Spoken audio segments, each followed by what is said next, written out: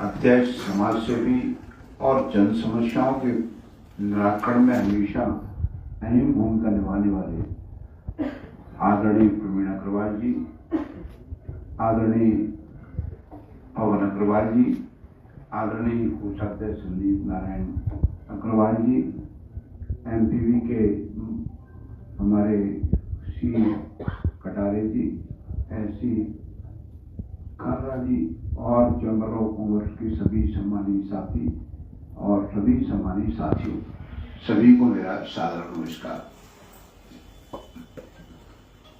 ये बात बहुत सही है कि विद्युत समाधान योजना जो लागू की गई है, जो ये चुनाव को दृष्टिकोण रहकर लागू नहीं की गई। आज कोई चुनाव नहीं है। मैं प्रवीण जी कई और साथियों के साथ इन्होंने ये बताया कि आम उपभोक्ताओं को परेशानी है, उन परेशानियों का समाधान करने के लिए हमें विद्युत बिलों के लिए समाधान योजना लानी चाहिए और आज वो समाधान योजना मूर्त रूप ले रही है। और देखिए, इस समाधान योजना में चैम्बर ऑफ कॉमर्स के और यहाँ बैठे सभी साथी भी इस बात को देखा होगा कि घरेलू उपभोक्ताओं के लिए तो समाधान योजना आती थी, पर गैर घरेलू उपभोक्ताओं के लिए कभी समाधान योजना नहीं है। हमारी सरकार ने चिंता की, डॉक्टर मोहन यादव जी की सरकार ने चिंता की कि हमारा छोटा व्यवसायी है उसको भी लाभ मिलना चाहिए और छोटे व्यवसायियों को भी हमको मुख्य धारा में जोड़ना है। इस भावनाओं को ध्यान में रखते हुए इस योजना का मूर्त रूप दिया गया और योजना 3 नवंबर से लागू की गई। मैं आपसे कहूं कि इस क्षेत्र के और हमारे नेता सम्मानित श्री ज्योतिरादित्य जी इस बात की बहुत फिक्र चिंता करते थे कि ऐसी कोई योजना आए जिससे व्यापारियों को, आम नागरिकों को, किसानों को लाभ है। और आज मैं आप सबसे आग्रह करना चाहता हूं कि आप पिछला अगर इतिहास खाना लेंगे तो आपको गैर व्यवसायियों के लिए, मतलब गैर घरेलू के लिए और किसानों के लिए ऐसी योजना नहीं लाएगी। और मुख्य बात यह है कि ये आप लोगों के लिए लाएगी। इस समय कोई चुनाव का वक्त नहीं, कोई मतलब इस राजनीतिक लाभ के लिए लाई गई योजना नहीं है। इस बात का सबसे महत्वपूर्ण आपको बात लगेगी। तो सबसे पहले, जैसा मेरे अधिकारी लोग बता चुके हैं कि गैर घरेलू अगर एक मुश्त प्रथम चरण में आएंगे तो उनको 100% लाभ मिलेगा। कृषि उपभोक्ता एक मुश्त आएंगे तो उनको 100% लाभ मिलेगा। गैर घरेलू उपभोक्ता अगर एक मुश्त आएगा तो 80% लाभ। द्वितीय चरण में अगर गैर घरेलू उपभोक्ता आएगा तो 90% लाभ मिलेगा। कृषि उपभोक्ता को 90% लाभ मिलेगा और गैर घरेलू उपभोक्ता आएगा उसको 70% का लाभ मिलेगा। और किस्त में 6 किस्तें भी हमने आसान की।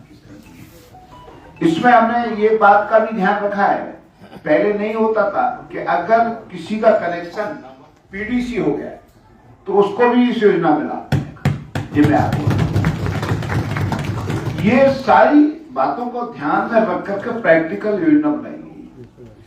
तो मैं आप सबसे और चैम्बर से ये आशा करूंगा, और चैम्बर इस मामले में अग्रणी भूमिका निभाता है कि इसमें व्यापारियों को, मेरा कहना है कि जगह जगह आपकी जैसी यहाँ पे आपने इसके क्रियान्वयन के संबंध में एक, मैं कहूँ कार्यशाला कहूँ या बैठक कहूँ, ऐसी आप व्यापारियों के साथ पूरे शहर भर में और पूरी जगह करेंगे तो व्यापारियों को ये मालूम पड़ेगा।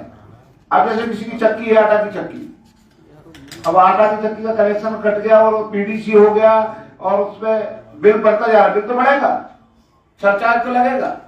तो मेरा ये कहना है कि इन सारी चीजों से आपको निजात मिले, ये जानकारी लोगों को देने का काम आज जो चैम्बर ऑफ कॉमर्स ने किया है, इसके लिए मैं धन्यवाद और आभार करूंगा। और मैं आपको ये विश्वास के साथ आदरणीय प्रवीण जी ने कहा है, चैम्बर ऑफ कॉमर्स की मांग भी है कि 132 केवी सब स्टेशन हमने आपका नहीं, ये सिकंदर कंपू का तो काम मेरे ख्याल से भूमि अधिग्रहण हो गया है। और आपको ये बता दूं, आपने ये बात मुझसे पहले भी कही थी और मेरे संज्ञान में भी है कि मेला ग्राउंड में 132 की सब स्टेशन की प्रक्रिया हमने शुरू कर दी और उसकी प्रथम बैठक भी हो चुकी है।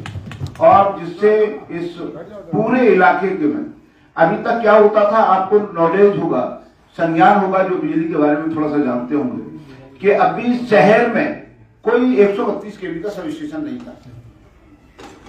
सब 9-10-15-20 किलोमीटर से लाइनें 133 केवी के सब स्टेशनों तक आती थी, जिसके कारण बीच में जो अवरोध अगर आ जाता था, वोल्टेज की समस्या होती थी, तो इस समस्या से निजात दिलाने के लिए आपको 132 केवी का सब स्टेशन फुलबाग पे लाए। और ऐसा ही हमारा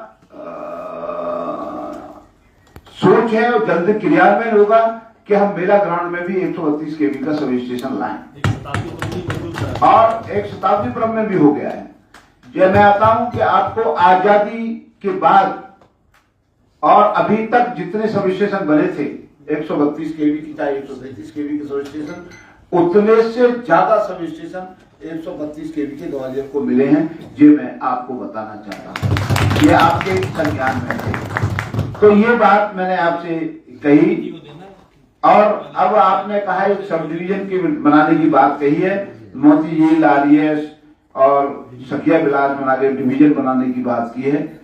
निश्चित रूप से मैं इस बात पर भी आपके पे विचार करूंगा, कोशिश करूंगा कि इसका क्रियान्वयन आपको करूं। और आपसे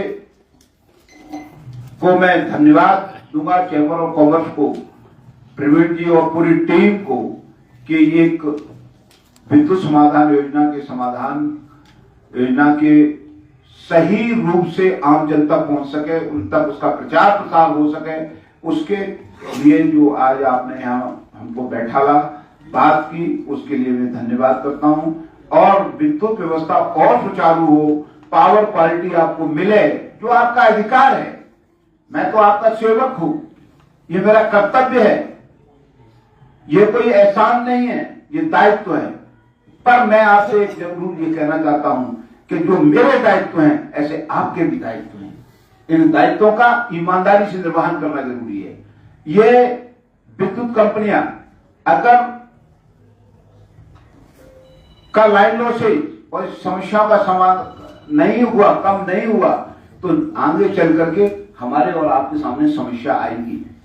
तो आगे समस्या ना आए, हमारे आने वाली पीढ़ी के लिए और अच्छी क्वालिटी की पावर क्वालिटी मिले, इसके लिए आपके योगदान की जरूरत है। इसलिए विद्युत लाइन लॉसेज और अन्य समस्याओं के समाधान में आप विद्युत कंपनियों का भी सहयोग करें। इन्हीं शब्दों घरेलू उपभोक्ता भी शामिल है इस योजना में, गैर घरेलू उपभोक्ता शामिल है। जो पहली बार योजना गैर घरेलू उपभोक्ता में लाई गई है, इसमें कृषि उपभोक्ता भी शामिल है। और इस योजना में 1 करोड़ तक का सरचार्ज माफ करने का प्रावधान इस योजना में है। अगर एक व्यक्ति का 1 करोड़ तक का भी सरचार्ज है तो माफ किया जाएगा। मध्य प्रदेश में लगभग इस योजना में 91,84,000 उपभोक्ता लाभान्वित होंगे। और समाधान योजना 2025-26 में वितरण कंपनियों को कितने राजस्व की प्राप्ति होगी, तो मैं आपको बताना चाहता हूं कि 8,353.99 लाख करोड़ एवं बकाया सरचार्ज 3,812 करोड़ रुपए जो माफी योग्य है। परंतु भुगतान करने की स्थिति में इसके बारे में जो भी प्रक्रिया में लोग भाग लेंगे, एक पुष्ट लेंगे कि किस तरह है, उसके आधार पर सरचार्ज माफी का टोटल आंकड़ा सही आ पाएगा। आपको ये बता दें कि इस योजना के अंतर्गत आपको ये इसमें डिफॉल्टर जो हमारे जिनका कनेक्शन पीडीसी हो गया है उन उपभोक्ताओं को भी इस योजना का लाभ मिलेगा। इस योजना में घरेलू उपभोक्ता के साथ साथ गैर घरेलू उपभोक्ता जैसे हमारे छोटे व्यापारी जिनकी आटा की चक्की है या मसाले की मशीन है, छोटे छोटे जो काम करते थे उन उद्योग छोटे छोटे उद्योगों को ताकत दें, उनको सुचारू रूप से वो चले, इसके लिए भी उसमें भी उनमें भी सरचार्ज की छूट दी जाएगी। और हमारे किसानों के लिए हमारी सरकार किसानों को का विशेष ध्यान रखती है और इस सरकार में ये समाधान योजना में किसानों के लिए भी योजना लाई गई है और उन किसानों को भी लाभ दिया जाएगा।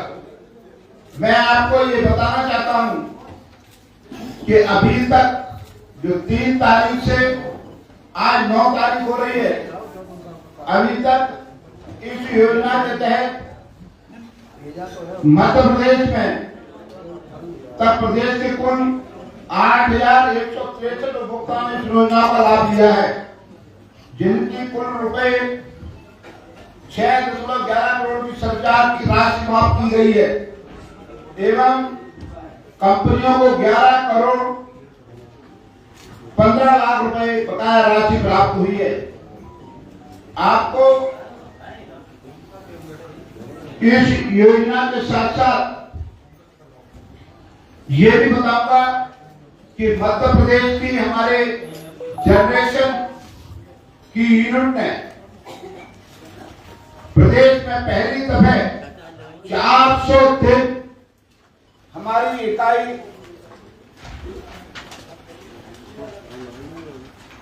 सुचारू रूप से चल रही है। ये मैं आपको बताते हुए मुझे अत्यंत प्रसन्नता हो रही है। दूसरा, मैं हमारी कंपनी की, हमारी तीनों विद्युत वितरण कंपनियों की ये मंशा साफ है कि किसानों को 10 घंटे बिजली मिले और आम उपभोक्ताओं को 24 घंटे हम बिजली दे सकें।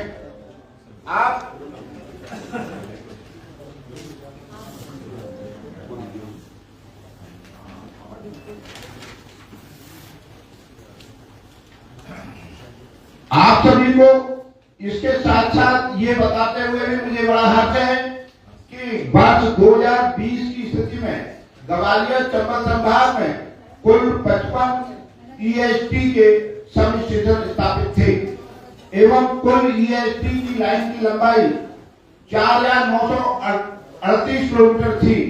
इसके बाद 2020 के बाद 11 नए सब स्टेशन स्थापित किए गए हैं एवं 4 सब स्टेशन निर्माणाधीन है। इस तरह 2020 के बाद 776 किलोमीटर EST लाइन स्थापित की गई है। वर्तमान में 661 किलोमीटर लाइन का कार्य चल रहा है। अगर आप ग्वालियर शहर की बात करेंगे तो ग्वालियर शहर में 2020 के बाद हमारा एक विद्युत सब स्टेशन 132 kV का बनकर के तैयार हो गया। 3 नए सब स्टेशन, एक सब स्टेशन आपका सिकंदर कंपू का जगह का अधिग्रहण हो गया है।